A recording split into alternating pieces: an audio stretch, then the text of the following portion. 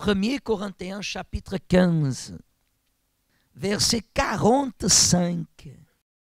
C'est pourquoi il est écrit, le premier homme qui, Adam, devint une âme vivante. Le premier homme, Adam, devint une âme vivante.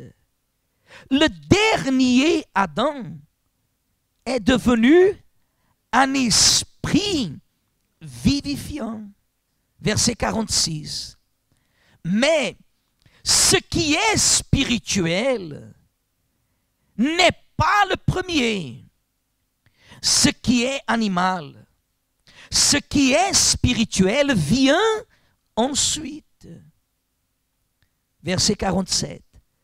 Le premier homme tiré d'eau est terrestre. Le second homme est d'eau. Verset 48.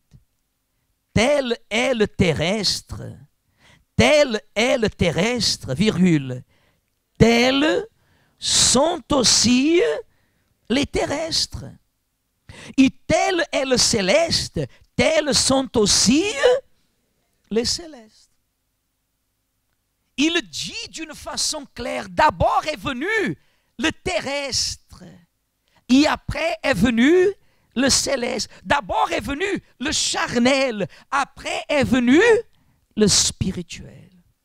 Et il dit comme ça, regardez comme c'est intéressant quand on médite à la parole de Dieu. Il dit que les terrestres, tel est le terrestre, il dit comme ça, tel est le terrestre, tels sont aussi les terrestres. Être à l'église ne me rend pas céleste. Être membre de l'église ne vous rend pas céleste. Être à l'église, venir à l'église dimanche, faire des prières, faire des jeûnes, lire la Bible, tout ça, le céleste, il le fait. Mais si le terrestre fait tout ça aussi, il ne sera pas céleste parce qu'il pratique ces choses. Terrestre, il est terrestre dans l'église comme il est terrestre dehors de l'église. Être à l'église ne change personne dans son état spirituel. L'église est l'endroit où nous sommes assemblés, où nous nous rassemblons pour chercher la présence de qui? Pour recevoir de Dieu. Mais ça, le céleste comme le terrestre le font.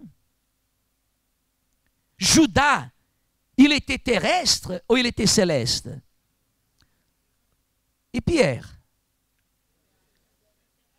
Vous voyez? Judas comme Pierre, tous les deux étaient terrestres. Tous les deux étaient terrestres.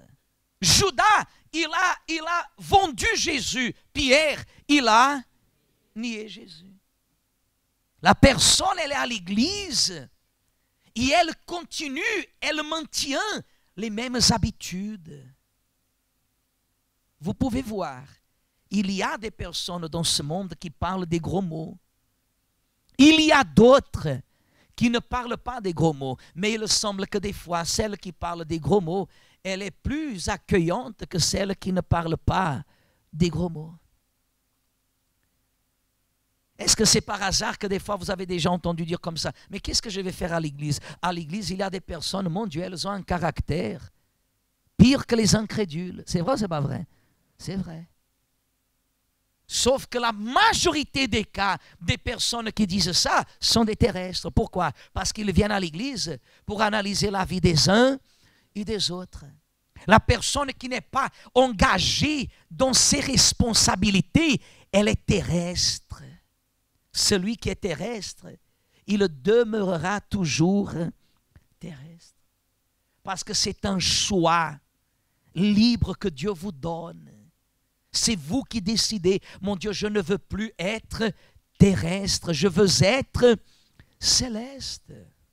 Je veux avoir une façon de vivre, une façon de décider, une façon d'établir ma vie d'une façon qui te plaît.